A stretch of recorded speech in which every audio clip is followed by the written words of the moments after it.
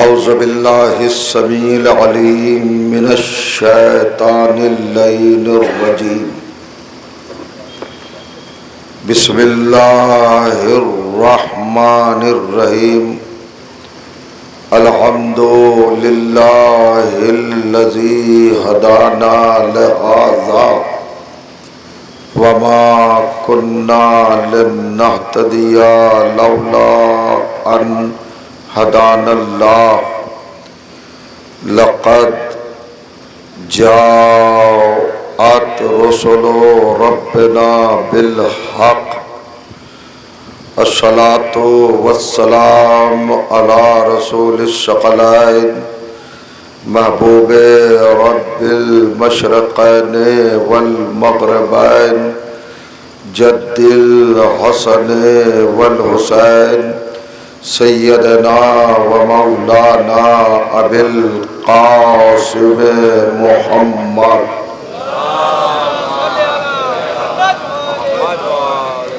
واہل بیتہ الطیبین الطاہرین المعصومین المظلومین واللعنة الدائمة على أعدائهم مجمعين من يومنا هذا إلى يوم الدين أما بعد فقد قال سبحانه وتعالى بسم الله الرحمن الرحيم لقد خلقنا الانسان فی احسن تقویم صلوات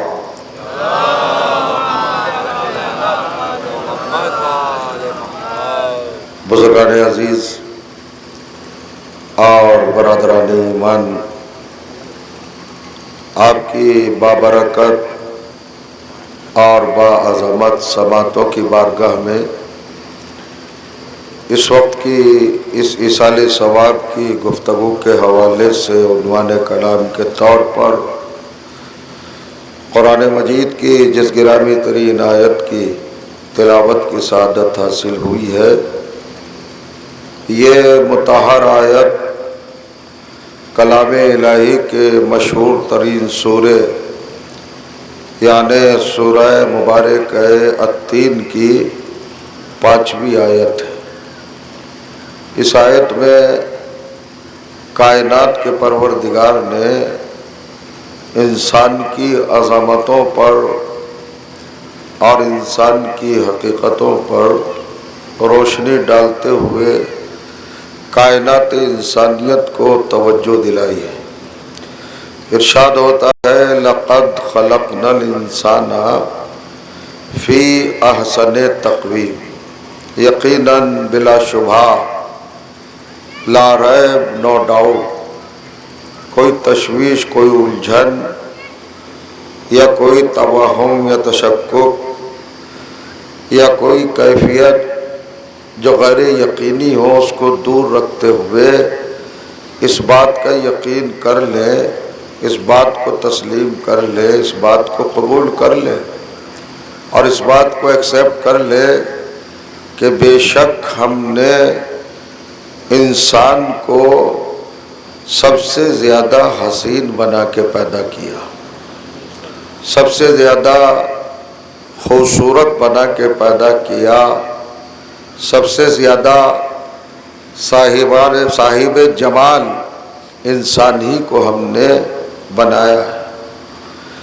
اللہ نے قرآن میں انسان کا تذکرہ، انسان کا ذکر اور انسان کا چرچا بڑی کیفیتوں کے ساتھ کیا ہے اور بڑی وسعتوں کے ساتھ کیا ہے، بڑے پھیلاؤ کے ساتھ کیا ہے۔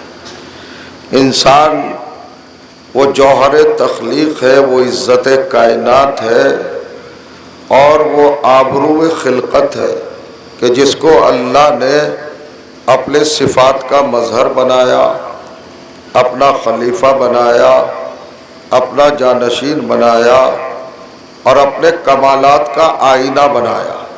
اسی آئینے میں اللہ کے جمالیات اور اللہ کی قدرتوں کا نظارہ ممکن ہے۔ آج دنیا میں ہر چیز کی کوئی نہ کوئی قیمت ہے، کوئی نہ کوئی پرائز ہے، لیکن انسان اتنا بے قیمت ہو کے رہ گیا ہے اور اتنا بے وقت قرار دے دیا گیا ہے کہ اس کے اوپر نہ کوئی گفتگو ہوتی، نہ کوئی بیان ہوتا، اور نہ کوئی اس کے اوپر انسان اپنی رائے کا اظہار کر پاتا۔ لیکن قرآن نے انسان کو جس عنوان سے، جس حیثیت سے، جس کیفیت سے اور جس پہلو سے اور جس اینگل سے پیش کیا ہے، آپ کو حیرت ہوگی۔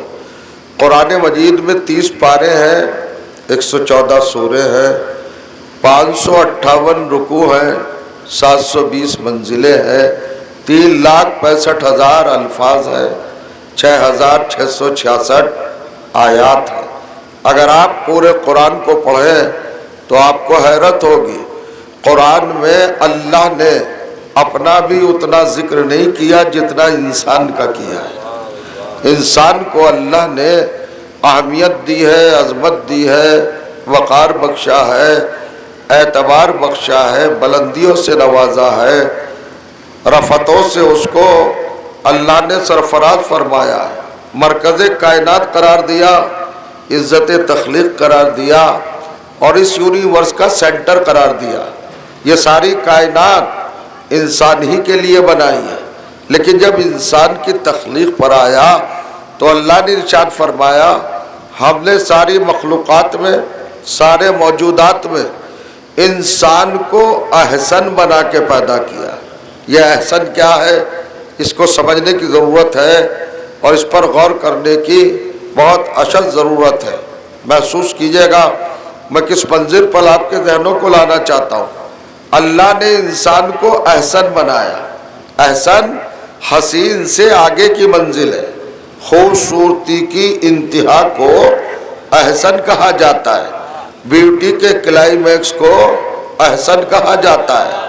ہر زبان کے اپنے گرامر، قواعد، آداب، تہذیب، صفات، کیفیت، حالات اور اس کے کچھ اپنے کیفیات ہوتے ہیں۔ ہر زبان آپ دیکھتے ہیں، عربی زبان بھی عجیب و غریب زبان ہے، اہم زبان ہے، بڑی عظمت والی زبان ہے۔ اس کے بھی اپنے آداب ہیں، تہذیبیں ہیں، رخائے پہلو ہیں۔ آپ ذرا غور فرمائیں، حسن، حسین، احسن، جیسے گڈ، بیٹر، بیسٹ یہ ہوتا ہے نا، غور کریں گے آپ، ہر لفظ کی 3 کیفیتیں ہوتی ہیں، 3 منزلیں ہوتی ہیں اور 3 مقام ہوتے ہیں۔ پہلی منزل، دوسری منزل اور آخری اور لاسٹ منزل۔ غور کریے گا، اسے کہتے سپرلیٹیو ڈگری۔ یہ احسن سپرلیٹیو ڈگری ہے۔ حسن، حسین، احسن۔ اللہ نے انسان کو صاحب حسن ہی نہیں بنایا، صرف حسین ہی نہیں بنایا، احسن بنایا، سب سے زیادہ خوبصورت بنایا۔ آپ اگر دیکھیں تو یہ پوری کائنات حسین ہے۔ اس کا ایک ایک رخ حسن کو اپنے دامن میں سمیٹے ہوئے ہے۔ اس کا ایک ایک حصہ حسن کا منظر ہے، اس کا ایک ایک پارٹ حسن میں ڈوبا ہوا ہے۔ کیا زمین کی سبزہ زاری حسین نظر نہیں آتی؟ کیا آسمان کا نیلگو شامیانہ حسین نظر نہیں آتا؟ کیا یہ اوش شبنم کے قطرے جو موتی کی شکل دھار لیتے ہیں یہ حسین نظر نہیں آتے؟ کیا سمندروں کے دھارے حسین نظر نہیں آتے؟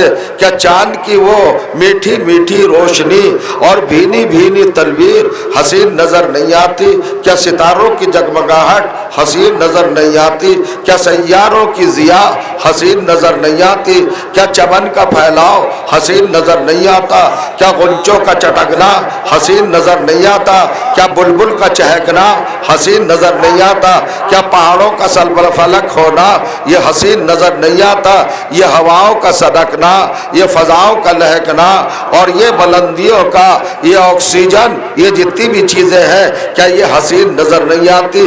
کیا جنت حسین نہیں ہے؟ جنت ماوا حسین نہیں ہے؟ جنت عدن حسین نہیں ہے؟ جنت عالیہ حسین نہیں ہے؟ جنت فردوس حسین نہیں ہے؟ جنت خلد جنہ مکان حسین نہیں ہے؟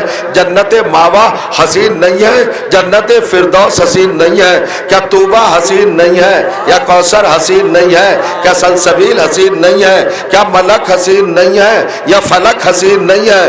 تو یہ پوری کائنات حسن کا مجموعہ ہے، حسن کا مرکز ہے، اس کا ہر رخ حسین ہے، اس کا ہر پہلو حسین ہے، اس کا ہر اینگل حسین ہے، اس کی ہر کیفیت حسین ہے، اس کی ہر حالت حسین ہے، اس کا ہر حصہ حسین ہے۔ ساری کائنات کو حسین بنایا، انسان کو احسن بنایا۔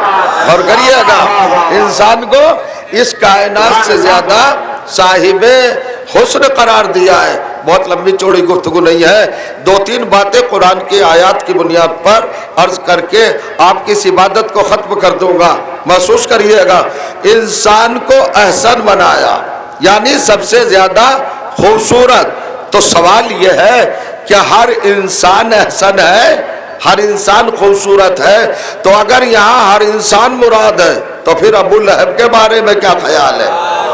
ابو جہل کے بارے میں کیا خیال ہے؟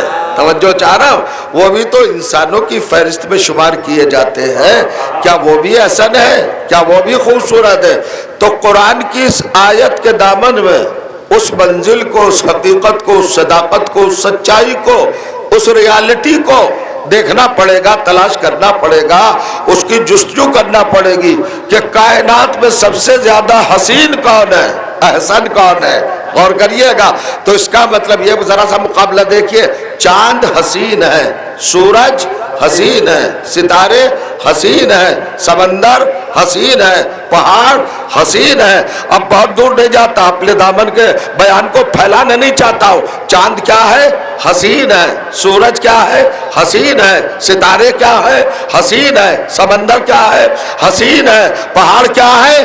حسین ہے۔ اب احسن وہی ہوگا جو چاند سے زیادہ طاقتور ہو، حسن وہی ہوگا جو سورج سے زیادہ طاقتور ہو، جو پہاڑوں سے زیادہ طاقتور ہو، جو سمندر سے زیادہ طاقتور ہو، جو اپنے آپ میں ہر چیز سے زیادہ طاقتور ہو۔ اس لیے کہ جب لفظ بدلتا ہے تو معنی بدل جاتے ہیں۔ سورج حسین ہے، انسان احسن ہے۔ چاند حسین ہے، انسان احسن ہے۔ پہاڑ حسین ہے، انسان احسن ہے۔ اب ہر کوئی انسان احسن نہیں ہوگا۔ جو سورج سے زیادہ طاقتور ہو، جو چاند سے زیادہ طاقتور ہو، جو پہاڑوں سے زیادہ طاقتور ہو، جو سمندروں سے زیادہ طاقتور ہو، جو ستاروں سے زیادہ طاقتور ہو، اسی کو احسن ہونے کا شرف حاصل ہے اور حق حاصل ہے۔ کیا کسی فرقے کے پاس، کسی مذہب کے پاس ایسا انسان ہے جو چاند سے زیادہ طاقتور ہو، جو سورج سے زیادہ طاقتور ہو، جو ستاروں سے زیادہ طاقتور ہو؟ اور جب کہیں نہ ملے تو ابو طالب کے گھرانے کی طرف آ جانا، اس کے اندر آپ کو سورج سے زیادہ طاقتور مل جائے گا، چاند سے زیادہ طاقتور مل جائے گا، اور سب رشتوں کے اندر محدود نظر آئیں گے۔ کوئی ابو طالب کا بیٹا ہے، کوئی بھتیجا ہے، کوئی بہو ہے، کوئی پوتا ہے، توجہ جانا نسل ہے۔ آپ کہیں گے کیسے؟ محمد نے چاند کے ٹکڑے کر کے بتایا میں چاند سے زیادہ طاقتور ہوں، علی نے سورج پلٹا کے بتایا میں سورج سے طاقتور ہوں، فاطمہ نے ستارہ اتار کے بتایا۔ توجہ چاہ رہا اور کریں گے آپ۔ اب رہ گئے بیٹے، تو جب وہ مباہلے میں آئے تو عیسائیوں نے کہا ہم ایسے چہرے دیکھ رہے ہیں کہ اگر اشارہ کر دے تو پہاڑ اپنی جگہ چھوڑ دے۔ یہ منزل ہے۔ صلوات پڑھے محمد و آل محمد پر۔ مجلس سننے والی صلوات پڑھیے، مجلس سننے والی۔ اب احسن کون ہے؟ احسن وہی ہوگا جس کا ایک اشارہ ڈوبے ہوئے سورج کو ابھار دے۔ غور کریے گا، یہ سورج ابھارنا، سورج طلوع کرنا یہ معمولی بات نہیں ہے۔ علی نے سورج پلٹایا، مگر محسوس کرنے کا مقام یہ ہے کہ سورج کو پلٹایا تو سورج کی پوزیشن کیا ہے؟ سورج کیا ہے؟ سورہ مبارک یاسین 36واں سورہ قرآن مجید کا ارشاد ہوتا ہے، آیت بھی تقریباً 48ویں ہے۔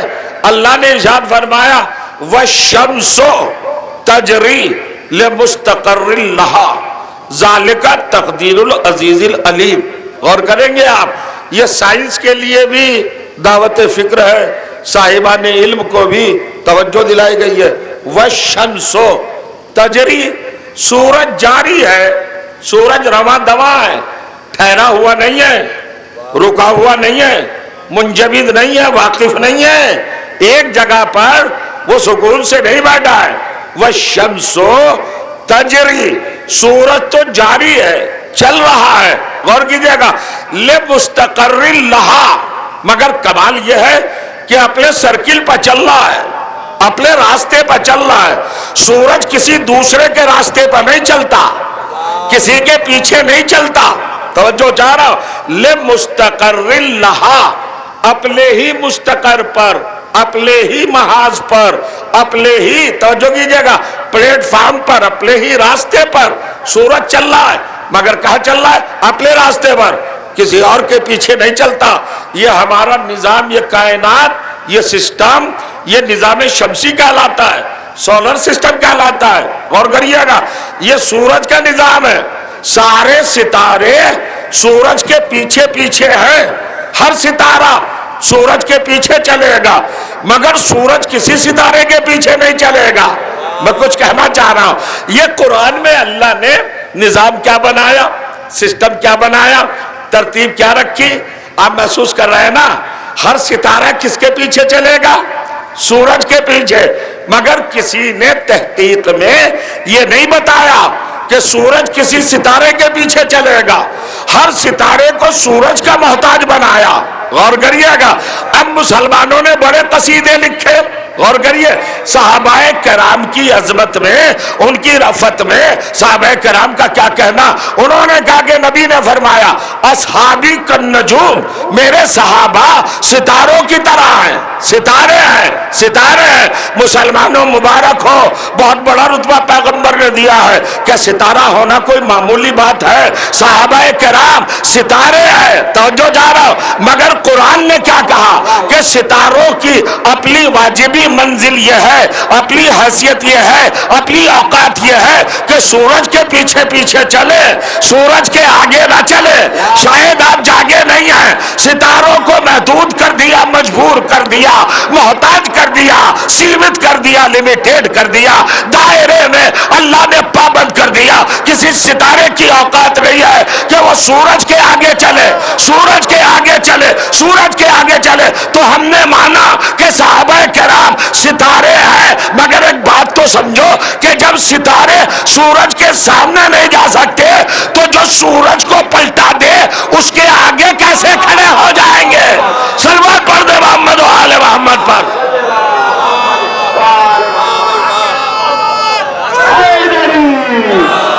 اور بلند ترین صلوات پڑھیے گا محمد و آل محمد۔ سنیے گا،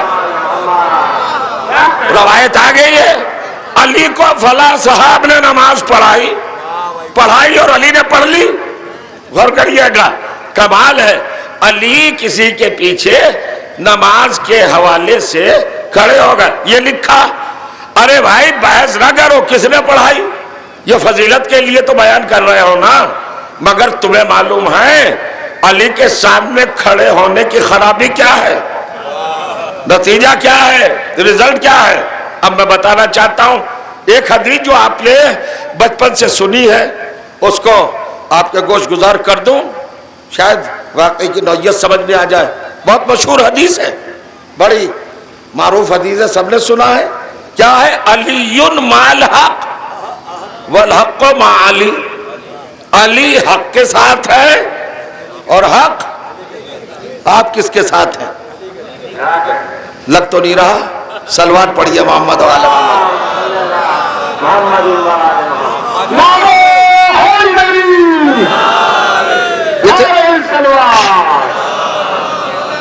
معاف کیجئے گا، اتنے کمزور آدمی علی کے ساتھ نہیں ہوتے، ان کے لیے تو چاہیے طاقتور، ایکٹیو، فعال۔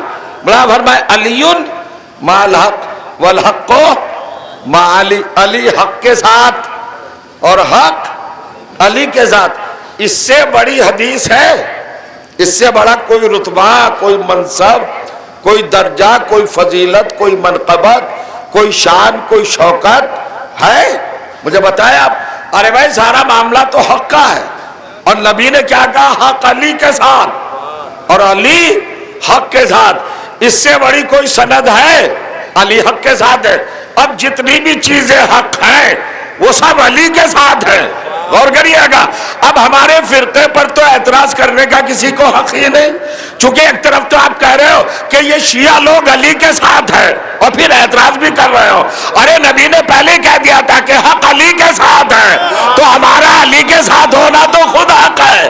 تو جو جا رہا علی مع الحق والحق مع علی، علی ہے حق کے ساتھ اور حق ہے علی کے ساتھ۔ اب آپ فہرست بنائیے، حق کی لسٹ بنائیے، کیا کیا چیز حق ہے۔ اب میں نہیں پڑھوں گا، انڈرسٹوڈ ہے، آپ کے ذہنوں میں محفوظ ہوگی۔ جو بھی چیز حق ہے وہ علی کے ساتھ۔ سنیے، پوائنٹ نکالا ہے، نقطہ نکالا ہے۔ یہیں تک اگر نبی رک جاتے، حدیث ٹھہر جاتی، جب بھی کائنات میں علی کے برابر کوئی نہ ہوتا، اس لیے کہ جو بھی وجود ہے وہ حق کا محتاج ہے، اور نبی نے کیا کہا؟ برابر علی حق کے ساتھ اور حق علی کے ساتھ۔ توجہ جا رہا ہوں۔ اس کے بعد جو آپ نے آگے بڑھائی ہے بات، وہ عجیب و غریب ہے۔ اللہم ادر الحق حیث ما دار علی، پروردگار حق کو ادھر ادھر چلا جدھر جدھر علی چلے۔ کیا سوال فرمایا آپ نے؟ کیا محسوس کیا؟ اس حدیث کو، اس فقرے کو، اس پیغام کو، اس میسیج کو، اس نوید کو اور اس اعلان و اظہار کو، پیغمبر کے اس ارشاد کو ذرا دلوں میں اتارو۔ کیا کہا حضور نے؟ اے اللہ، اے میرے پروردگار، ادر الحق، حق کو موڑ دے، پھیر دے، حق کو چلا کدھر؟ حیث ما دار علی، جدھر جدھر علی چلے، علی کے پیچھے چلا، حق کو علی کے پیچھے چلایا۔ میں جملہ کہنا چاہتا ہوں، اگر زندہ بیٹھے ہیں، نبی نے کیا ٹائٹل دے دیا؟ اللہ حق کو علی کے پیچھے چلا، یعنی نبی بتانا چاہ رہے ہیں کہ حق کو بھی یہ حق نہیں ہے کہ علی کے سامنے چلے۔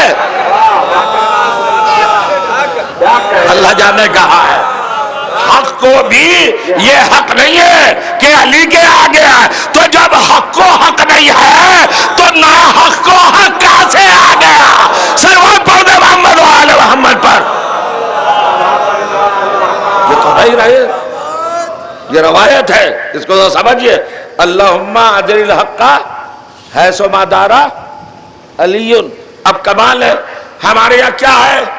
اصل میں ہم کبھی کبھی لفظوں کے صحیح معنی سمجھ نہیں پاتے، غور نہیں کر پاتے، ان کے اندر اتر نہیں پاتے۔ مثلا جب کوئی لفظ آتا ہے تو اس کے معنی کو محدود کر دیتے، جیسے ایک لفظ آیا عبادت، تو ہم نے عبادت کو سمجھ لیا کہ نماز، بس نماز، نماز ہی عبادت نہیں ہے۔ غور کریے گا، میں ابھی عرض کر رہا تھا انسان کی اہمیت کیا ہے؟ ساری کائنات کس کے لیے بنائی؟ انسان کے لیے بنائی۔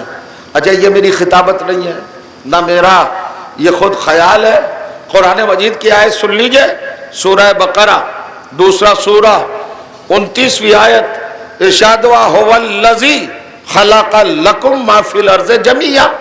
اللہ وہی تو ہے کہ جو کچھ زمین کے اندر ہے وہ اللہ نے سب تمہارے لیے پیدا کیا۔ خلق لکم، تمہارے لیے، فار یو، تمہارے لیے پیدا کیا، تمہارے استعمال کے لیے، تمہارے یوز کے لیے۔ یہ زمین کائے کے لیے ہے؟ یہ آسمان کائے کے لیے؟ سب تمہارے لیے ہے۔ جو بھی کچھ زمین میں ہے وہ سب تمہارے لیے پیدا کیا۔ توجہ چاہ رہا ہوں، ذرا غور کریے گا۔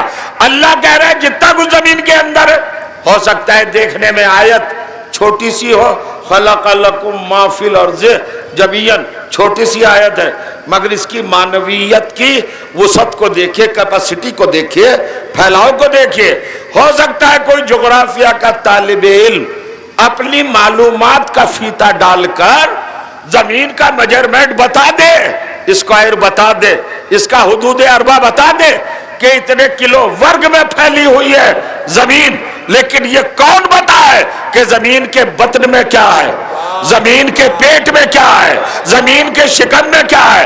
آپ کہیں گے کیا ہے؟ کوئلہ زمین کے اندر، لوہا زمین کے اندر، پیتل زمین کے اندر، تانبا زمین کے اندر، سلور زمین کے اندر، سونا زمین کے اندر، چاندی زمین کے اندر، جواہرات زمین کے اندر، آکسیجن زمین کے اندر، پیٹرول زمین کے اندر، ڈیزل زمین کے اندر، گیس زمین کے اندر، رزق زمین کے اندر۔ حد ہو گئی کہ ہماری تخلیق زمین سے اور ہمارا واپس جانا بھی زمین میں۔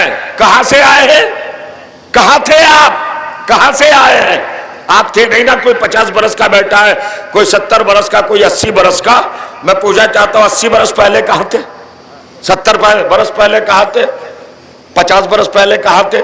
تو کہیں گے ہم تھے ہی نہیں۔ جو 80 سال کا ہے وہ 80 سال سے پہلے نہیں تھا، جو 70 برس کا ہے وہ 70 برس سے پہلے نہیں تھا، اور جو 50 برس کا ہے وہ 50 برس سے پہلے نہیں تھا۔ تو نہیں تھے تو پھر آئے کہاں سے؟ آئے کیسے آئے؟ غور کریے گا۔ سورہ مبارکہ طٰہٰ 20واں سورہ 55ویں آیت ارشاد ہوا، بسم اللہ الرحمن الرحیم، منہا خلقناکم وفیہا نعیدکم ومنہا نخرجکم تارۃ اخری۔ ذرا غور کیجئے گا، اپنے اندر سے تھوڑا نکلیے۔ اللہ نے کہا منہا خلقناکم، ہم نے تم سب کو زمین سے پیدا کیا۔ منہا خلقناکم، تم تھے نہیں، ہم نے تمہیں زمین سے پیدا کیا۔ اچھا پیدا ہو گئے تو کیا ہمیشہ رہیں گے؟ کہ نہیں، ہمیشہ تو نہیں رہیں گے۔ پھر کیا ہوگا؟ کہلا اجل مسمى، لمیٹیڈ لائف لے کے آئے ہیں، محدود زندگی، پھر چلے جائیں گے دنیا سے۔ تو چلے جاؤ گے تو ہمیشہ کے لیے؟ کہ نہیں، ہمیشہ کے لیے نہیں، ہم آئے ہیں ایک دن چلے جائیں گے، تھے نہیں آئے پھر نہیں رہیں گے، تو چلے جائیں گے تو ہمیشہ کے لیے؟ کہ نہیں، ایک دن پھر اٹھائے جائیں گے۔ توجہ جا رہا، آنے سے پہلے ہمارا عدم ہے، آنے کے بعد ہمارا وجود ہے، اور جانے کے بعد ہمارا مستقبل ہے۔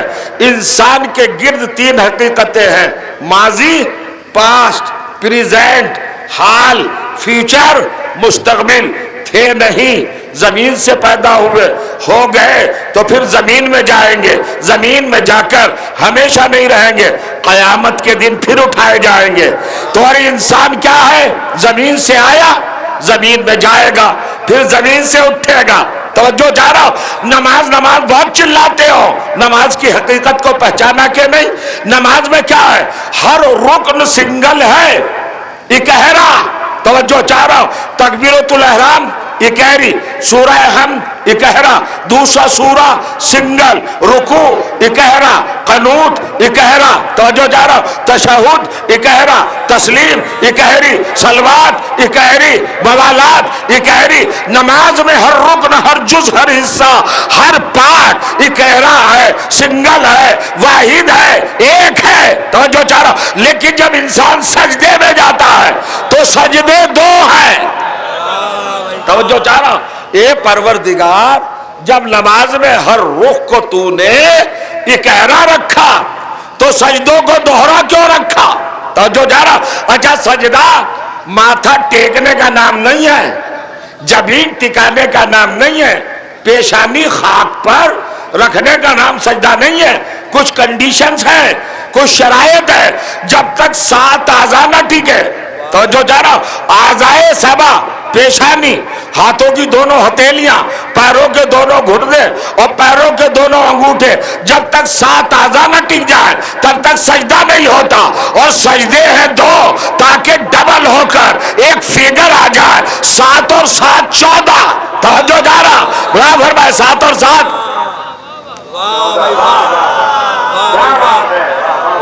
کتنے ہوتے؟ 7 اور 7 14 ہوتے۔ سنیے، اور پھر کیا کہا اللہ تعالیٰ نے؟ 7 اور 7 14، یہ ایک فیگر دی، ایک تعداد دی، ایک عدد دیا۔ وہ فرمائے عجیب منظر، شروع کرے ایک حدیث اور سنا دوں، لا صلاۃ الا بفاتحۃ الکتاب، نماز ہوتی ہی نہیں جب تک سورہ حمد نہ پڑھا جائے۔ سورہ حمد کے بغیر میں نماز پڑھ رہا ہوں، وہ اذان پڑھ رہے ہیں. صلوات پڑھیے محمد والے محمد. ارے بغیر مائک کے کہہ دیتے بھیا اذان، یا نماز کے بعد مجلس ہوتی. شعور نہیں ہے.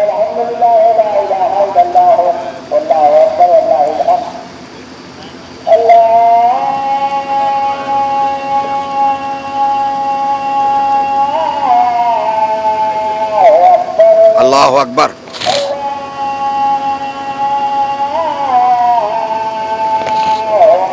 اللہ اکبر.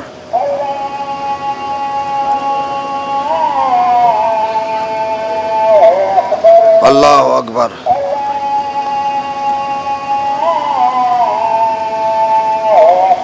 اللہ اکبر.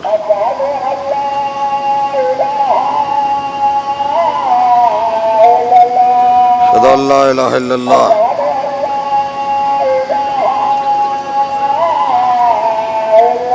اشہد ان لا الہ الا اللہ.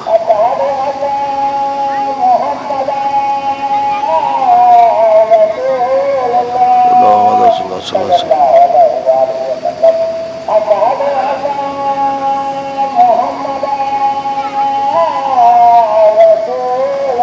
صلی اللہ علیہ وآلہ وسلم.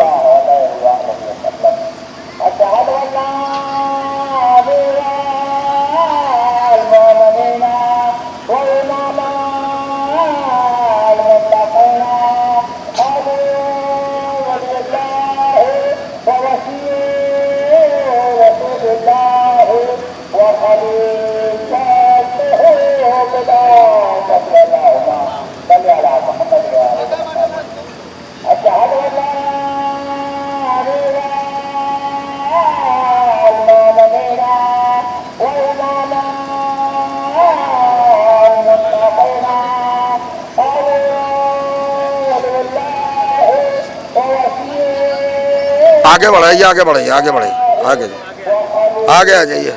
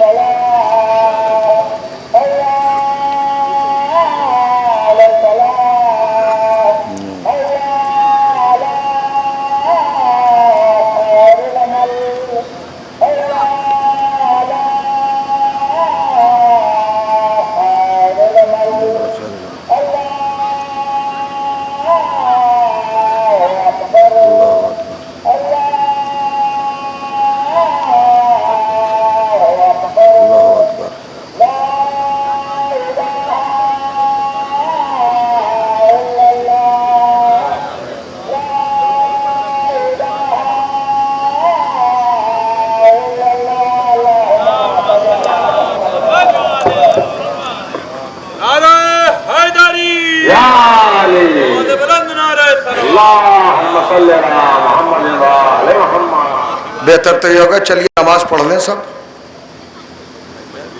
نہیں، نماز اب مجلس بعد میں ہو. چلیے، اذان مستحب ہے، نماز واجب ہے. بیوقوف بناتے ہو دنیا کا، اذان کہہ کے رک گئے اور نماز پڑھتے نہیں. لوگ یہ کہیں گے مجلس تو پھر شروع ہو گئی، نماز تو پڑھی نہیں. شعور ہونا چاہیے مجلس ہو رہی ہے. کسی مرجع کا فتویٰ نہیں ہے کہ مجلس ہوتے ہوئے اذان دیجئے. دکھا دیجئے مجھے، مجلس پڑھنا چھوڑ دوں گا. ارے بھیا مجلس ہو رہی ہے، نماز کا وقت ہے، کہیں نہیں جا رہا. جمعہ تو ہے نہیں کہ جمعہ نہیں ہو پائے گا، وقت نکل جائے گا. سوچنا چاہیے. اس کا مطلب ہے کہ مجلس کی اہمیت ابھی نہیں معلوم ہے کہ مجلس کیا ہے. ایک روایت لے کے آتے، سنیے منطق لاجک، میں آپ کے ذہن سے کلیئر کر دوں. میں بھی نماز پڑھتا ہوں، شریعت مجھ سے زیادہ نہیں جانتا اذان دینے والا. ذرا غور کریے گا. مجھے بھی اہمیت نماز معلوم ہے، اور میں نماز ہی کا تو بیان کر رہا تھا.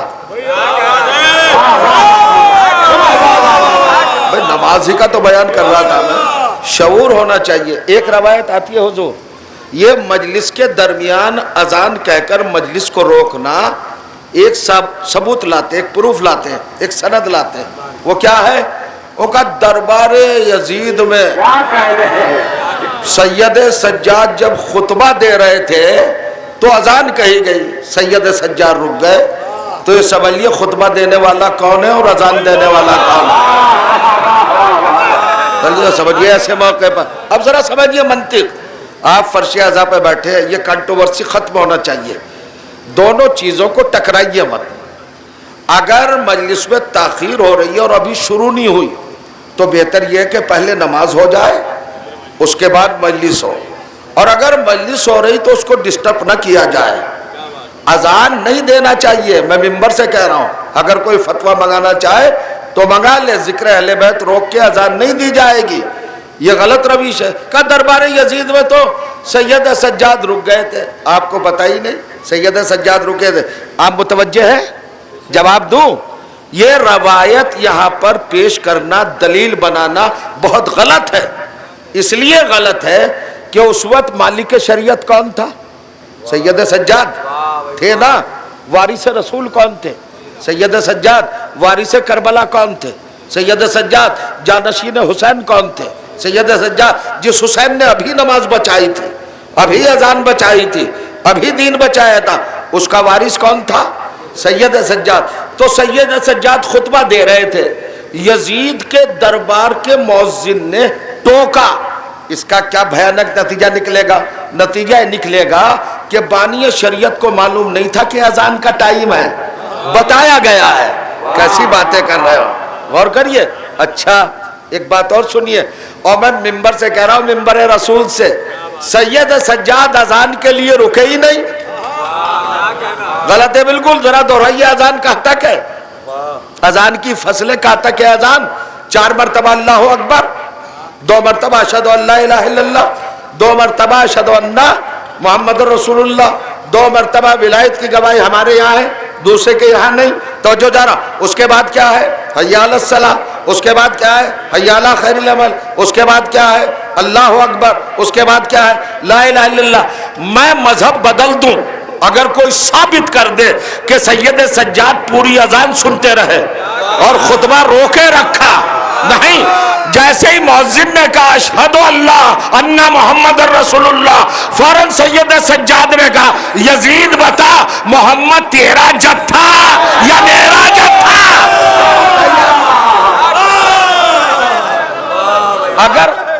اگر احترام اذان میں رکے تھے تو پوری اذان سننا چاہیے تھی، اس کے بعد خطبہ دینا چاہیے تھا۔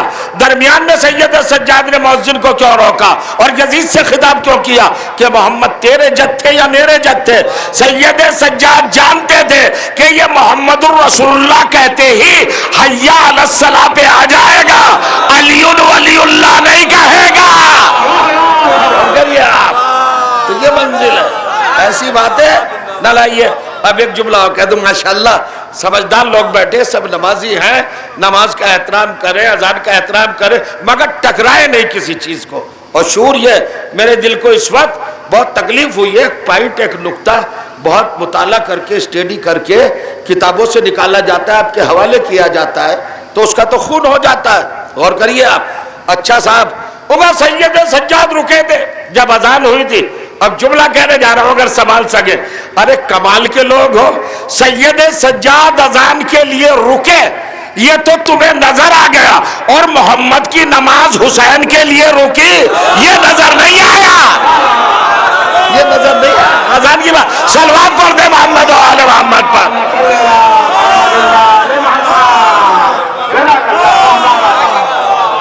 اب کیا بڑھ رہا تھا؟ لا صلاۃ الا بفاتحۃ الکتاب، نماز نہیں ہے، لا صلاۃ، لا نفی جنس، ایبسولوٹلی ڈینائی، انکار مطلق، نماز ہی نہیں، نماز ہی نہیں، نماز ہی نہیں۔ آپ رکوع بھی کر لے، قیام بھی کر لے، سجدے بھی کر لے، سب کچھ کر لے، لیکن اگر آپ نے سورہ حمد نہ پڑھا تو نماز نہیں ہے۔ دیکھیں قرآن مجید کی یہ اہمیت اور نماز کا یہ بیان۔ سورہ قرآن میں کتنے سورے ہیں؟ 114۔ ہر سورہ قرآن کا سورہ ہے۔ دوسرے سوروں کی جگہ کوئی بھی سورہ پڑھ لے، کوئی ضروری نہیں کہ انا انزلنا ہی پڑھے، انا اعطینا پڑھ لے، قل هو اللہ پڑھ لے، سورہ مومنون پڑھ لے، سورہ کافرون پڑھ لے، کوئی بھی سورہ پڑھ لے، یعنی قرآن کا ہر سورہ ہر سورے کا جانشین ہو سکتا ہے، سبسٹیٹیوٹ ہو سکتا ہے، مگر قرآن کے سوروں میں بھی کسی سورے کو یہ فضیلت نہیں ہے کہ وہ سورہ حمد کی جگہ آ سکے۔ کیوں آ سکے؟ اس کا نام صرف ایک ہی نہیں ہے، 43 نام تو مجھے یاد ہے، سورہ حمد کے 43 نام مجھے یاد ہے۔ حمد ہے، اساس ہے، وافی ہے، شافی ہے، ہادی ہے، کافی ہے، اور کیجئے گا یہ کیا نام ہے، ناجی ہے، سورہ حمد کے نام ہے بھائی، اور فاتحہ اس کا نام ہے۔ ایک نام اس کا ہے ام الکتاب، مدر آف بک، قرآن مجید کی ماں۔ کیوں ہے قرآن مجید کی ماں؟ بھائی قرآن مجید کی ماں کیوں بتایا سورہ حمد کو؟ اپنی جگہ بیٹھے رہ گئے تو اپنا بیان کمزور سمجھ لوں گا، آپ کو بلیم نہیں دوں گا۔ سورہ حمد کو کیا ٹائٹل دیا، کیا لقب دیا؟ ام الکتاب، مدر آف قرآن، قرآن کی ماں، مادر قرآن۔ سورہ کو کیا کہا؟ تو جو جا رہا قرآن کی ماں۔ پروردگار 43 نام رکھے، یہ نام نہ رکھتا، اس کو کیوں کہا قرآن کی ماں؟ کہ تمہیں نہیں پتا میری کائنات کی تخلیق کا باعث پیغمبر جب دنیا میں آئے گا تو میں اس کی عزت کو اس کی اکلوتی بیٹی سے دوبالا کروں گا۔ اس کی ایک بیٹی پیدا ہوگی، وہ اس کی فضیلت میں جب بیان دے گا تو فرمائے گا فاطمہ تو ام ابیہا، فاطمہ اپنے باپ کی ماں ہے۔ تو لوگوں کو پریشانی ہوگی، فاطمہ تو بیٹی ہے، فاطمہ تو لخت جگر ہے، فاطمہ تو دختر ہے، پیغمبر کی بیٹی ہے، بیٹی ماں کی باپ کی ماں کیسے ہو گئی؟ بیٹی تو باپ کا جز ہوتی ہے۔ اسی دن کے لیے اللہ نے سورہ حمد کو یہ لقب دیا کہ ام قرآن۔ بتاؤ سورہ حمد جزو قرآن ہے کہ نہیں؟ کہ جزو قرآن تو ہے۔ تو جب سورہ حمد قرآن کا جز ہو کر قرآن کی ماں ہو سکتا ہے تو فاطمہ محمد کا جز ہو کر محمد کی ماں کیوں نہیں ہو سکتی؟ جو کریں آپ، یہ منزل ہے۔ تو لا صلاۃ الا بفاتحۃ الکتاب۔ دل تو چاہتا ہے کچھ پڑھنے کو، مگر بڑا مشکل ہے بھیا۔ تحقیقی، علمی، مضبوط، استدلال سے بھرا ہوا، سندوں سے بھرا ہوا بیان آج کل بڑا مشکل ہو گیا بھائی۔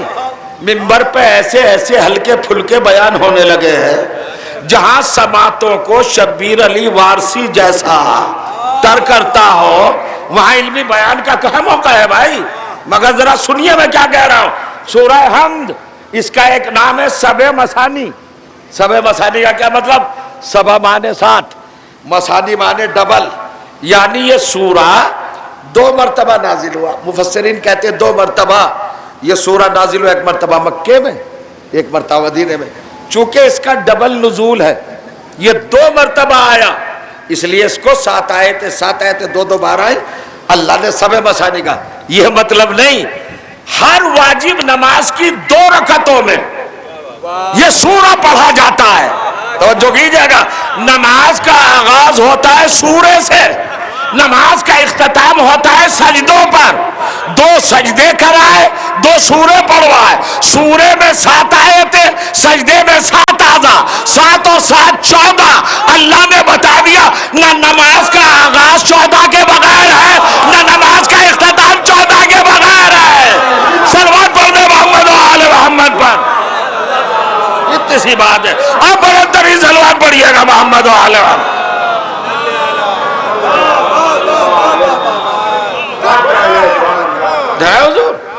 یہ منزل ہے۔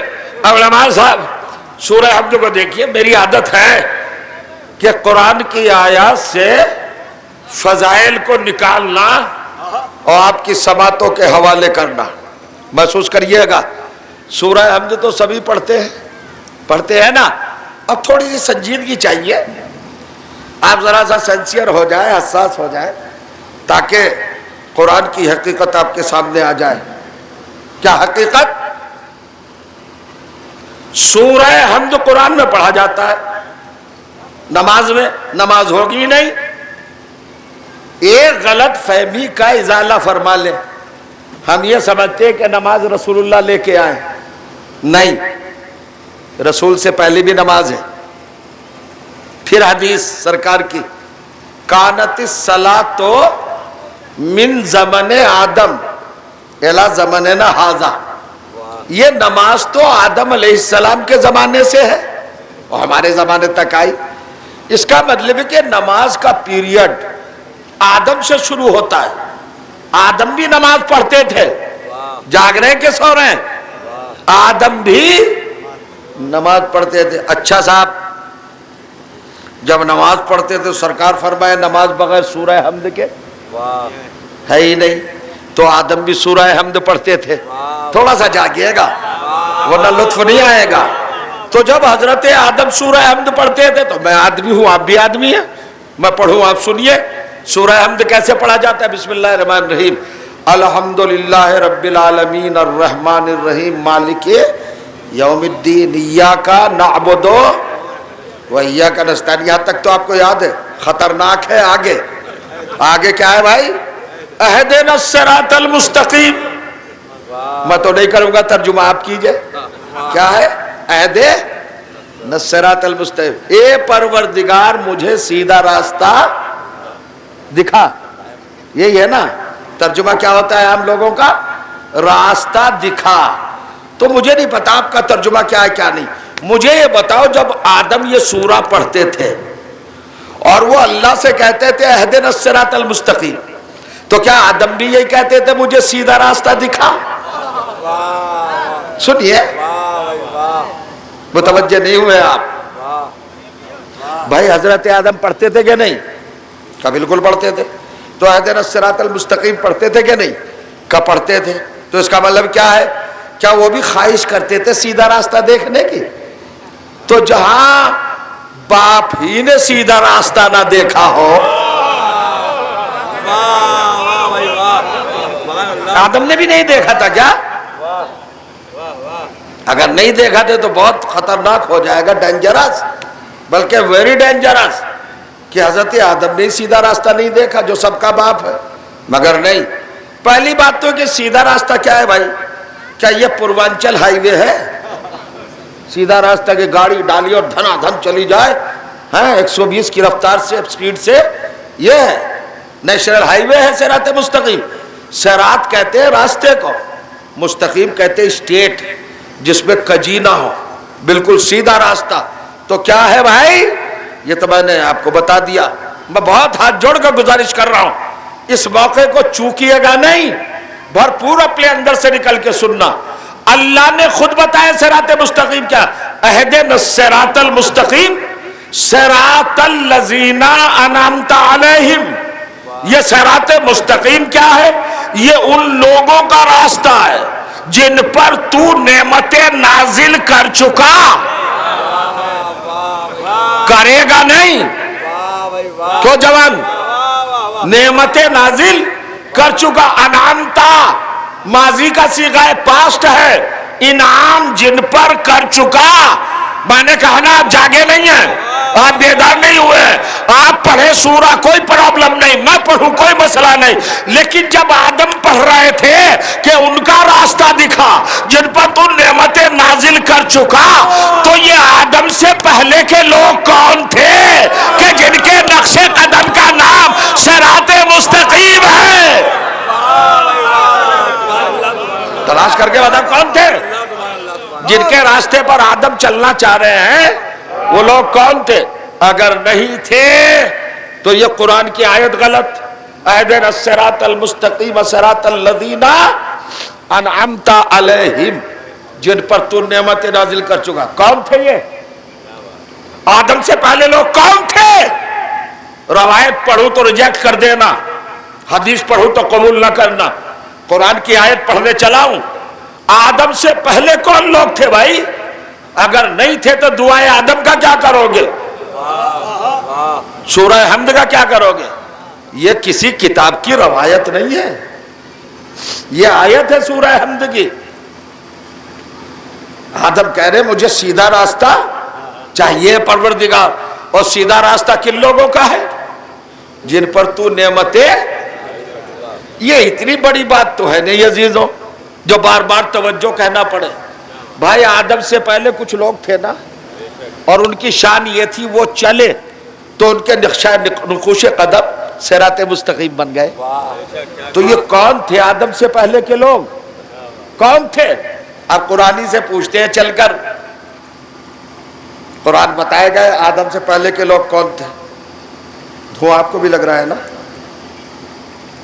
آدم سے پہلے کون لوگ تھے؟ سنیے. حضرت آدم کو جب اللہ نے خلق کرنا چاہا تو اعلان کیا. ریفرنس دیتا چلو سورہ بقرہ، پھر دوسرا سورہ، آیت نمبر 30. اذ قال ربک للملائکۃ انی جاعل فی الارض خلیفہ. اللہ نے کہا فرشتوں سے کہ ہم زمین پر ایک خلیفہ بنائیں گے. کیا کہا؟ خلیفہ بنائیں گے. کب بنائیں گے؟ اعلان الگ ہے، تخلیق الگ ہے. اناؤنسمنٹ الگ ہے، کریشن الگ ہے. تو اعلان میں اور تخلیق میں کتنا فاصلہ ہے؟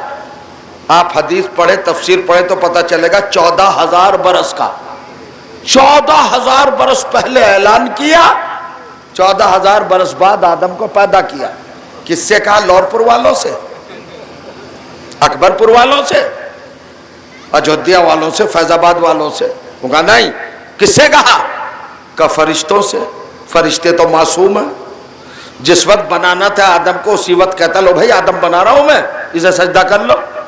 یہ 14,000 سال کا فاصلہ کیوں رکھا؟ تو اللہ چاہتا تھا کہ معصوم فرشتوں کے ذہن میں شدت انتظار پیدا ہو جائے. نہیں غور کیا، نہیں غور کیا، نہیں غور کیا. تاکہ یہ 14,000 برس تک اپنے سجدے میں، اپنے قیام میں، اپنی عبادت میں یہ تصور رکھے آنے والا ہے، آنے والا ہے، آنے والا ہے، آنے والا ہے. 14,000 سال انتظار کرایا. ارے فخر کرو اپنے مذہب پر. ہمارے اوپر مسلمان اعتراض کر رہا ہے، یہ 12ویں امام کا بہت انتظار کر رہا ہے، بہت انتظار کر رہا ہے. جو اللہ پہلے ہادی کے لیے فرشتوں سے 14,000 برس انتظار کرا لے، وہ آخری ہادی کے لیے اگر ہم سے 1400 برس انتظار کرا لے تو اس میں حیرت کیا ہے؟ کرائے انتظار. یہ سنت انتظار قرآنی فارمولہ ہے. اب کام بنائیں گے 14,000 سال کے بعد. فرشتوں نے کیا کہا؟ اتجلو فیہا من یفسد فیہا. پروردگار اسے خلیفہ بنائے گا جو زمین میں فساد کرے. بھائی جب تک مرچ مسالہ نہیں ہوتا سماعتوں کو لطف ہی نہیں آتا. فرشتوں نے کیا کہا؟ اسے بنائے گا جو زمین پہ جا کے فساد کرے. یفسدو، جو فساد کرے. میں نے عربی کے لفظ کا ترجمہ عربی سے کر دیا، حالانکہ یہ ترجمہ نہیں ہے فساد کا. فساد کا ترجمہ ہے آتکواد. کیا ہے؟ پروردگار یہ جو جا رہا ہے کہ یہ آتکوادی تو نہیں ہوگا. مسلمان کو آج شعور آیا ہے، کانفرنس سے کر رہا ہے کہ ہم آتکوادی نہیں ہیں، ہم آتکوادی نہیں ہیں. فرشتوں کو پیدائش سے پہلے ہی شعور ہو گیا تھا. تو جو جا رہا تو کیا اعتراض کیا تھا فرشتوں نے؟ اعتراض نہیں کیا تھا. اللہ کی بارگاہ میں جرأت ہے فرشتوں کی کہ اللہ پہ آبجیکشن کرے، اللہ پہ اعتراض کرے؟ نہیں کر سکتے اعتراض. تو پھر کیا تھا؟ استفہام پوچھا تھا. ایسا تو نہیں ہوگا کہ یہ فساد کرے، آتکواد بن جائے. اصل میں فرشتوں نے خلیفہ کا اسٹیٹس بتایا تھا کہ جو دہشت گرد ہو، جو آتکوادی ہو، اسے خلیفہ بننے کا حق نہیں ہے. جو کسی کا دروازہ جلائے، میں کچھ کہہ گیا، صلوات پڑھ دے محمد و آل محمد پر.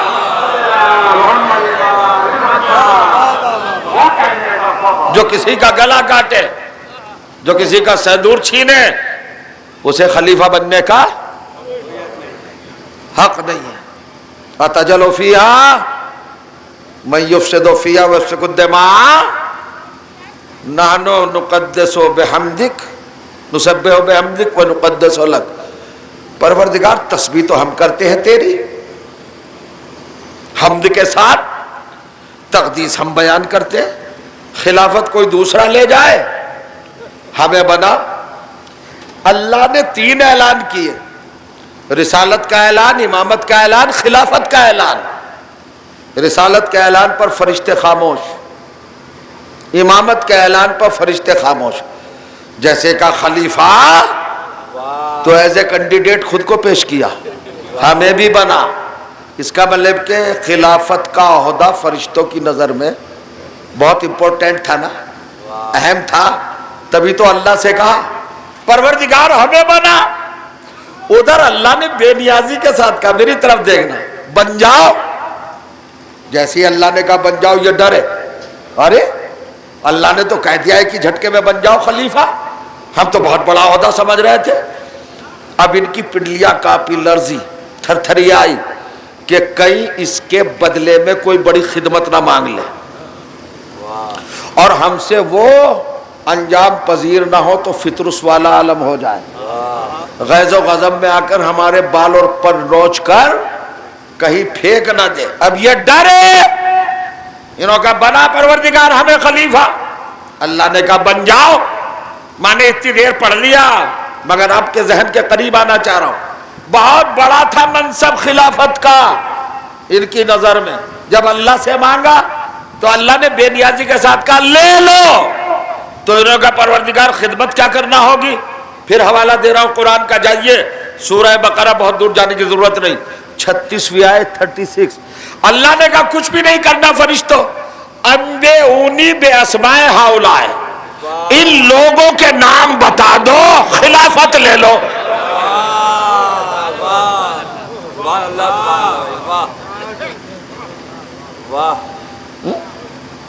کیا پڑھا ہے میں نے؟ قرآن کی آیت پڑھی ہے، قرآن کی آیت، ناول کا چیپٹر نہیں ہے، یہ کسی کتاب کی حدیث نہیں ہے، قرآن کی آیت پڑھی ہے، حوالہ دیا ہے دوسرا سورہ 36ویں آیت۔ اللہ نے کہا انبئونی باسماء ہؤلاء ان کنتم صادقین، تمہیں خلافت چاہیے فرشتوں؟ کہا چاہیے پروردگار، کہا ان کے نام بتا دو۔ کتنے صابر لوگ ہیں آپ، کب پوچھ رہا ہے اللہ کہ ان لوگوں کے نام بتا دو۔ ابھی آدم بنے بھی نہیں، ابھی تو آدم 14,000 سال کے بعد پیدا ہوں گے، ابھی تو آدم ہے ہی نہیں، تو یہ اس وقت کون لوگ تھے؟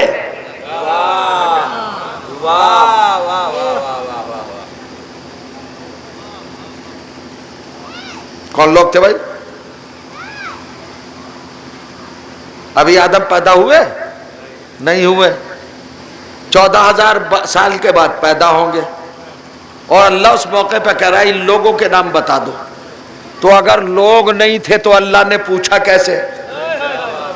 اور اگر تھے یہ آدم سے پہلے تو کون تھے؟ تو جو آدم سے 14,000 سال پہلے ہوں ان کے بارے میں تو بتاؤ کون تھے وہ لوگ۔ اور ان کی شان یہ تھی کہ اگر ان کے نام بتا دو تو اللہ خلافت قربان کر دے۔ توجہ چہر عملہ نہ فرمایا۔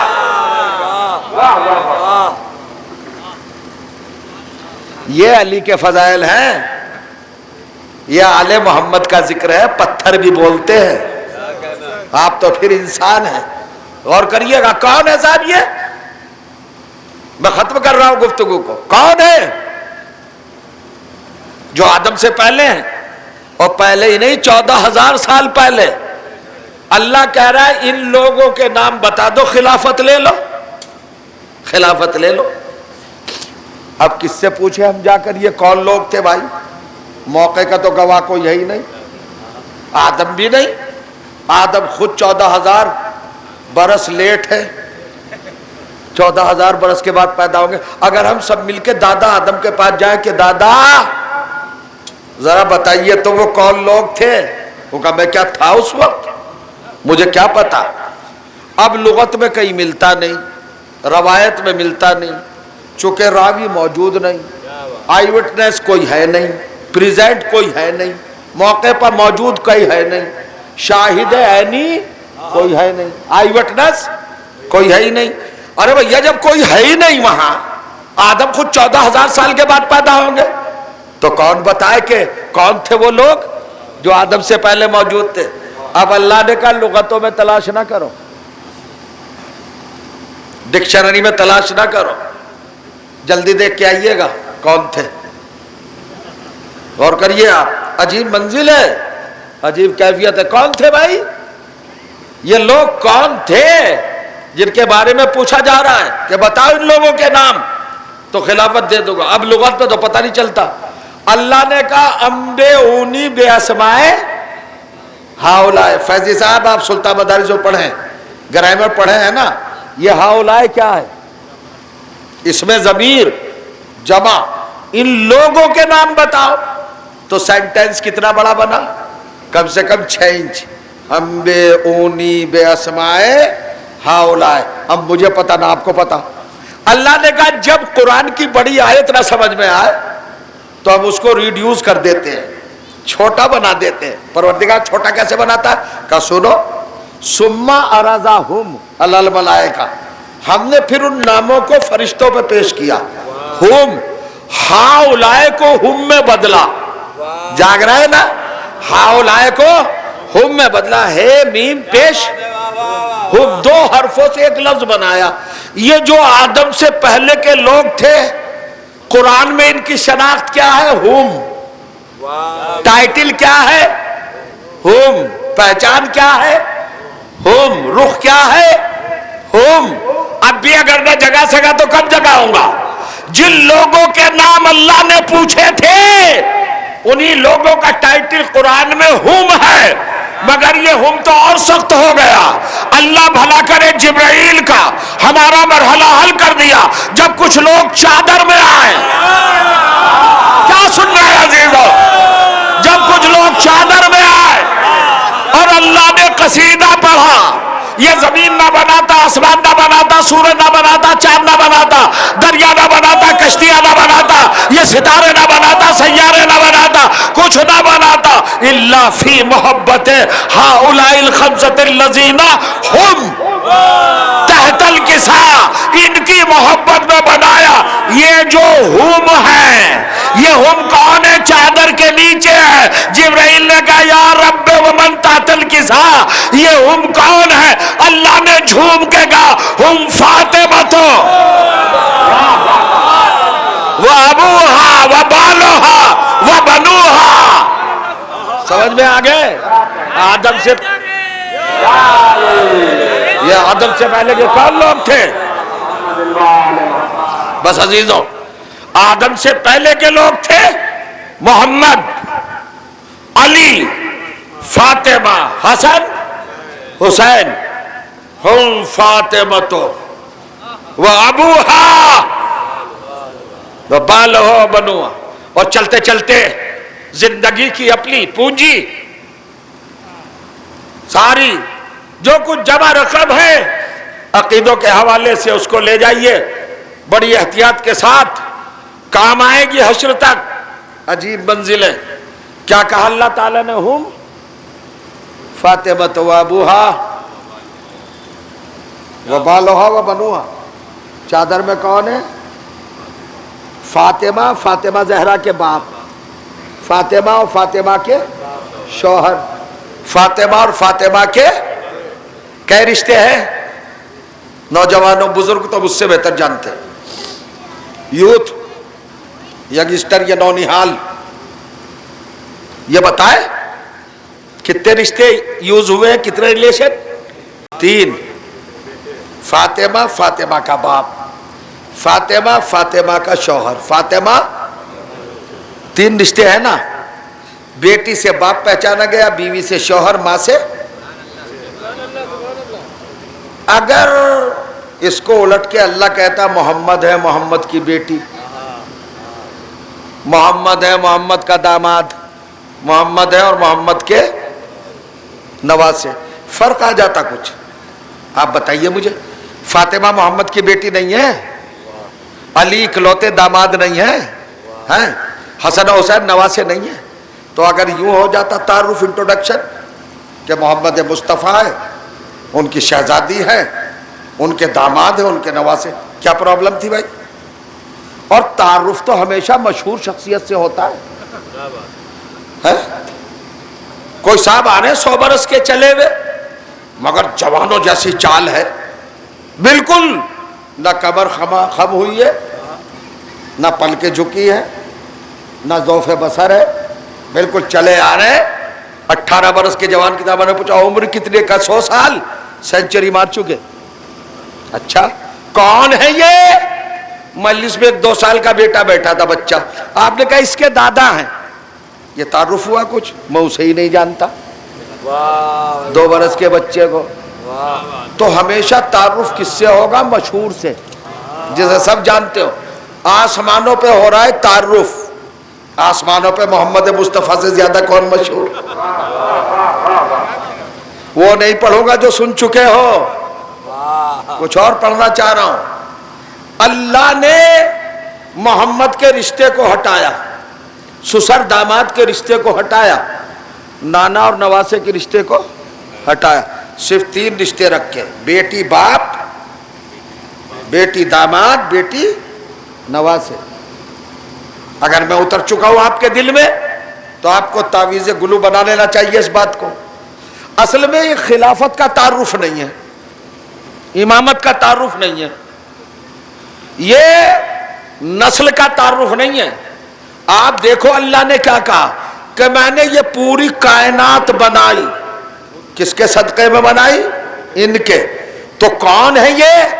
تو اللہ نے کہا فاطمہ، فاطمہ کے باپ، فاطمہ کے شوہر، فاطمہ کے بیٹے۔ تخلیق کائنات کا مرکز فاطمہ کو بنایا۔ ابھی بھی نہیں آپ محسوس کر رہے ہیں۔ جب کائنات پیدا کر رہا ہے، زمین آسمان چاند سورج، تو ذریعہ کسے بتایا؟ فاطمہ زہرا کو۔ رسول اللہ کو نہیں بتایا۔ اگر رسول اللہ کو بتاتا تو 3 رشتے آتے۔ جاگ رہے ہیں نا؟ آخری بات ہے، مورخ لکھ دیتا کتابوں میں کہ یہ کائنات محمد کے رشتہ داروں کے صدقے میں بنی۔ اللہ بتانا چاہتا تھا کائنات محمد کے رشتہ داروں کے صدقے میں نہیں بنی ہے، فاطمہ کے رشتہ داروں کے صدقے میں۔ یہ ہے منزل بھائی، اتنی سی بات ہے، اتنا بتانا تھا۔ یہ زمین، یہ زمین، یہ آسمان، یہ فضائیں، یہ ہوائیں، یہ خلائیں، یہ گھٹائیں، جو بھی کچھ موجود ہے وہ سب فاطمہ زہرا کے رشتہ داروں کے صدقے میں بنا ہے۔ صدقے میں کوثر، کائنات کا ایک ایک ذرہ۔ بڑی شخصیت کی مجلس ہے، بڑی شخصیت کے بھائی جن کی آواز دنیا میں مشہور۔ شبیر کے غم کے نوحہ خال، گھبرائے گی زینب، سلام خاک نشینوں پہ سوگواروں کا۔ انہی کے بھائی تھے نا بیدار جہاں، ناصر جہاں کے بھائی، تو مشہور ہیں انہی کے ذریعے۔ دیکھ رہے ہیں آپ قیامت کی بات۔ اب کیا پڑھوں آپ کی خدمت؟ 2 منٹ مصائب پڑھنا چاہتا ہوں، آپ محسوس کریں گے، اور زیادہ نہیں، 2 منٹ۔ یہ بارگاہ شبیر ہے، یہ فرش عزا ہے، نہ جانے کب کس کی تقدیر بدل دے، نہ جانے کب گناہگار کو حور علیہ السلام بنا دے۔ خلوص دل کے ساتھ آنا شرط ہے، اس فرش پر پہنچنا شرط ہے۔ سارے مطالب، سارے مفاہیم، جو کچھ پڑھنا تھا وہ رہ گیا معذرت کے ساتھ۔ بس آپ جانتے ہیں حر کیا ہے؟ حر کے لیے تاریخوں نے لکھا کہ اگر واقعہ کربلا سب سے بڑا واقعہ ہے کائنات کا، تو حر سب سے بڑا گنہگار ہے، اس لیے کہ حسین کے گھوڑے کی لگام پر بے دریغانہ اس نے ہاتھ ڈالا اور روک کے کہا فرزند رسول اب آپ اپنی مرضی سے کہیں نہیں جائیے گا، جہاں ہم لے جائیں گے وہیں آپ کو جانا ہوگا، آمادہ ہو جائیے۔ رونے کے لیے روایت پڑھنا بھی شرط نہیں ہے، تصور شرط ہے۔ تھوڑی دیر کے لیے لور پور سے اٹھیے، کربلا کے جلتے ہوئے جنگل میں آ جائیے، کربلا کی خاک پر آ جائیے آپ۔ حر آئے ہیں، لگام پہ ہاتھ ڈالا. روایت کہتی ہے حسین نے ایک جملہ کہا, سکالت کا اموں کا یا ہور, تیری ماں تیرے غم میں بیٹھے. عرب میں یہ بہت بڑی بد دعا ہے, تلواریں نکل آتی تھی اس جملے پر, ہزار برس لڑائیاں چلتی رہتی تھی. تیری ماں تیرے غم میں بیٹھے, حسین نے کہا. روایت کہتی ہے کہ حر نے لگام کو چھوڑا, لرزتا ہوا, کانپتا ہوا, تھراتا ہوا 10 قدم پیچھے ہٹا, ہاتھوں کو جوڑ کے ایک جملہ کہا, پیغام ہے کربلا کا, حر کا. کہتا ہے نبی کے لال, آپ نے کھلے میدان میں, چٹیل زمین کے اوپر, برہنہ آسمان کے نیچے, نامحرموں کے ہجوم میں آپ نے میری ماں کا نام لیا. آپ کے علاوہ کوئی اور ہوتا تو میں اس کو جواب دیتا اسی لب و لہجے میں, مگر میں کیا کروں. آپ کی ماں وہ ہیں کہ جن کا نام لینا میرے عقیدے میں بغیر طہارت کے جائز نہیں ہے. اللہ اکبر. یہ تھی وہ معرفت, یہ تھا وہ عرفان, یہ تھا وہ عقیدہ. عمل سے پہلے عقیدے کا پختہ ہونا بہت ضروری ہے. عمل سے پہلے ایمان کا مضبوط ہونا بہت ضروری ہے. عقل سے کام لیا کیجئے, شعور سے کام لیا کیجئے, کہیں بھی بہکایا جا سکتا ہے, مگر جب عقیدہ مضبوط ہو تو پھر نہیں بہکتا. جیسے ہی حر نے کہا آپ کی والدہ کا نام بغیر وضو کے میرے مسلک میں روا نہیں ہے لینا, تو مقتل میں لکھا ہے کہ ہاتف غیبی کی آواز آئی, ایک آواز, ابشروں کا بالجنت یا حر, حر تجھے جنت کی بشارت ہو. حر بڑا پریشان ہوا, میں لشکر یزید کا کمانڈر, جوانہ نے جنت کے سردار کو میں نے روکا, کربلا لا رہا ہوں اور مجھے جنت کی بشارت مل رہی ہے. یہ عقدہ شب عاشور کو کھلا. جب شب عاشور آ گئی, حر کے دل نے کروٹ لی, مظلوموں کی صدا نے اثر ڈالا, تڑپ گیا حر.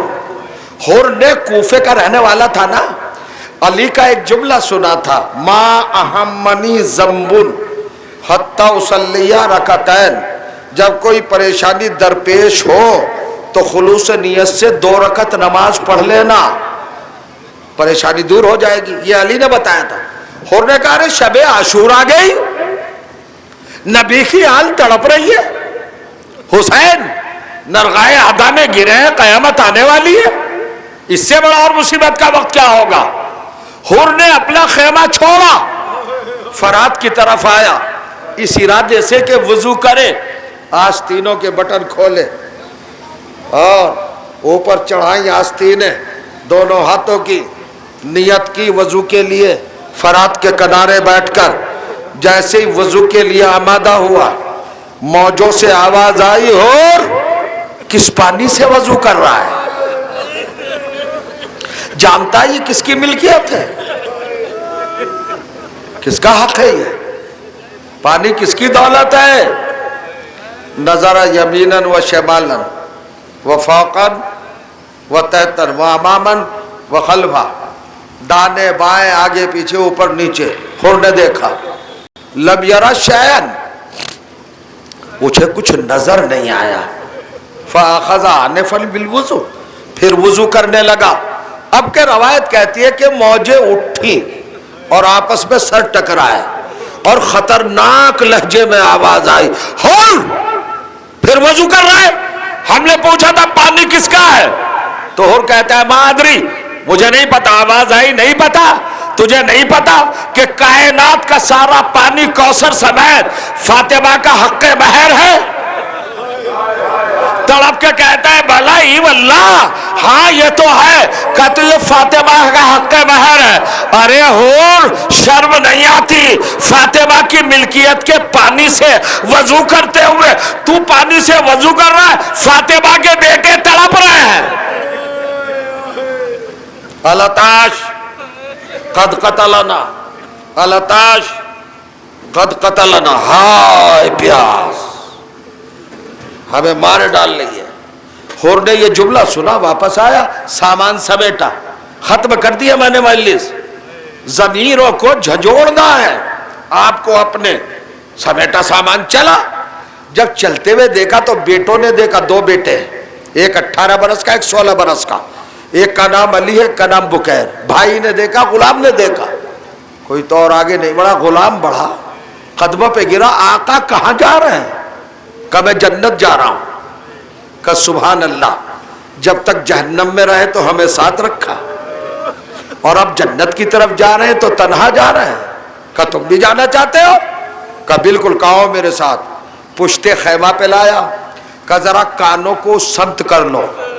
انہوں نے اپنے کان لگایا، کوئی آواز آئی؟ نہیں آقا۔ بھیا کوئی آواز آئی؟ نہیں بھائی۔ بیٹو کوئی آواز آئی؟ نہیں بابا۔ حور کے دل نے کروٹ لی، پروردگار مظلوموں کی آواز میرے ان متعلقین کے کانوں تک پہنچ جائے۔ دعا تیر بہدف ہوئی، مستجاب ہوئی۔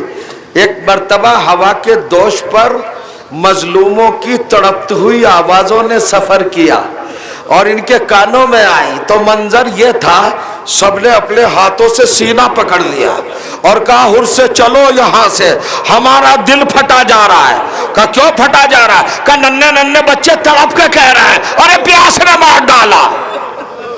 حور کہتے جانتے ہو کس کی آواز ہے؟ کہا نہیں آقا۔ کہ یہ فاطمہ کے شہزادے ہیں، میں تو ان کی خدمت میں جا رہا ہوں۔ مجلس تمام ہو گئے، حور آئے، نماز صبح کے بعد کا یہ مرحلہ ہے۔ حسین جماعت صبح پڑھا کر اپنے مقتدین کی طرف متوجہ ہوئے، آواز دی، عباس، علی اکبر، جان۔ کہ لبیک یا حسین۔ یہ اسی سے رشتہ جڑتا ہے۔ ابھی آپ نے شعر سنا تھا شبروز صاحب سے، یہ لبیک یا حسین۔ شودا نے کہا، حسین نے کہا تیار ہو جاؤ، میرے مہمان آ رہے ہیں۔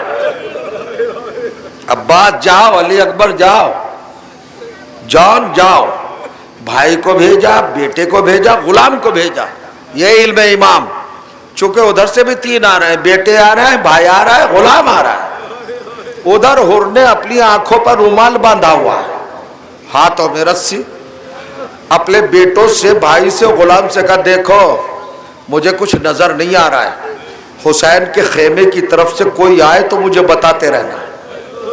جیسے یہ چلے تو ادھر سے سب سے پہلے جان آئے، نعرہ تکبیر بلند کیا، کہا کون آیا؟ غلام نے کہا فاطمہ کے لال کا غلام جان۔ کہا جا کے قربان ہو جا۔ تھوڑی دیر میں پھر نعرہ تکبیر بلند ہوا، اب کون آ رہا ہے؟ کہ ام البنین کا چاند، قمر بنی ہاشم، ثانی حیدر کرار، علمبردار کربلا، قوت پشت حسین۔ تو اپنے بھائی سے کہا کہ جاؤ حسین کے بھائی پر قربان ہو جاؤ۔ آخر میں مقتل لرزہ، آواز آئی اللہ اکبر۔ یہ خود اکبر نے کہا تھا۔ حور نے لرز کے پوچھا، آپ کس کی آواز ہے جو دل کو لرزا رہی ہے؟ کہا آقا حسین کا ہم شکل مصطفیٰ پیغمبر کا بیٹا آ رہا ہے۔ کہا بیٹو جاؤ، علی اکبر پر قربان ہو جاؤ۔ چلے گئے سب، گھوڑے کی باہوں میں باہیں ڈالی گردن میں، اور کان کے قریب دہن لا کے حور نے کہا، اسب با وفا، آج کے بعد میں تجھے زحمت نہیں دوں گا، مجھے بہت جلدی سے حسین کی خدمت میں پہنچا دے، اور دیکھ گستاخی نہ ہو جائے، جہاں میرا مولا بیٹھا ہو اس سے بہت فاصلے پر مجھے اتار دینا۔ گھوڑا تیز رفتاری کے ساتھ چلا اور قریب آیا، آگے کے پیر آگے پھیلائے، پیچھے کے پیر پیچھے پھیلائے، شکم کو زمین سے بس کیا اور ہن ہنایا، یعنی اطلاع دے رہا تھا مولا آپ کے آقا کا دربار آ گیا۔ حور نے گھوڑے کی پشت سے اپنے آپ کو زمین پر گرایا اور آہستہ آہستہ سرکتا سرکتا خیمے کی طرف بڑھا۔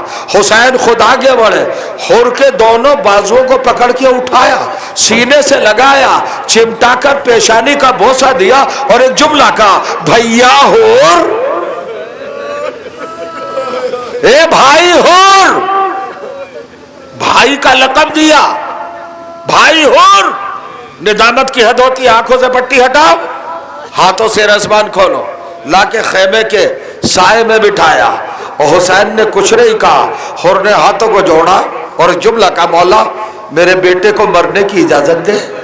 کہا عجیب مہمان ہے، دنیا کا واحد باپ ہے، ہر باپ اپنے بیٹوں کی زندگی چاہتا ہے، تو اپنے بیٹوں کی موت چاہتا ہے۔ کہا مولا، یہ کہنے کے بعد حر کھڑے ہوئے، بس ختم ہو گئی مجلس۔